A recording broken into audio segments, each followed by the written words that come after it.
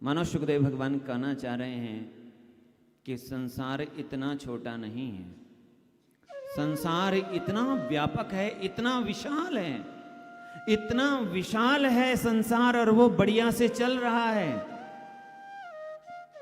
हम ये अभिमान मानकर न बैठ जाएं कि संसार को मैं चला रहा हूं, संसार को हम चला रहे हैं, संसार हमारे सामर्थ्य से चल रहा है। ऐसा नहीं, संसार हमारे सामर्थ्य से नहीं, संसार उसके सामर्थ्य से चल रहा है। एक बार सज्जनगढ़ का काम चल रहा था। महाराष्ट्र के सातारा जिला में जो सज्जनगढ़ है, वहां हम 8-10 दिन रहे।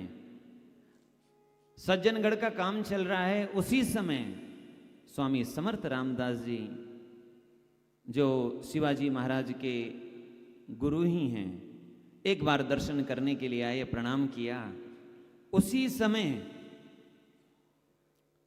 स्वामी समर्थ रामदास जी ने एक सेवक को इशारा किया, और उस सेवक ने जैसे ही पत्थर पर घन की चोट लगाई, घन की चोट पड़ते ही वो पत्थर खुला, टूटा, और उस पत्थर के बीच से फुदकते हुए एक मेंढक बाहर निकल पड़ा।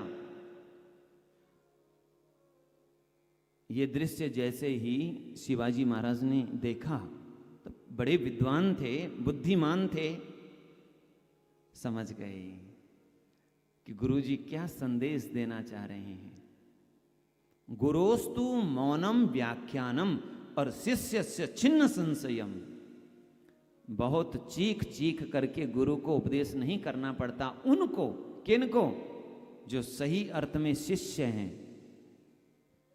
ब्रह्मा जी को 4 श्लोक में ज्ञान हो गया, किसी को 40 श्लोक में ज्ञान हो गया, किसी को 400 श्लोक में ज्ञान हो गया, किसी को 4000 श्लोक में ज्ञान हो गया, किसी को 18,000 श्लोक में ज्ञान हो गया, पर किसी को लाखों श्लोक याद करने के बाद भी, या लाखों बार उन श्लोकों का पाठ करने के बाद भी ज्ञान नहीं हो पाता। जिसको समझना होता है उसके लिए संकेत ही पर्याप्त है। शिवाजी महाराज समझ गए, मैं जो चिंता कर रहा था स्वराज्य की या किसी भी विषय की, जो मैं चिंता कर रहा था, मेरा चिंता करना व्यर्थ है। क्यों?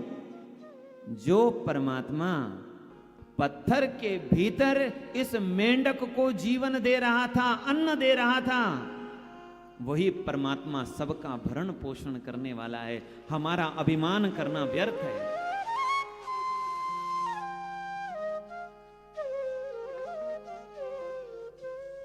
तो सबका पालन करने वाला परमात्मा है।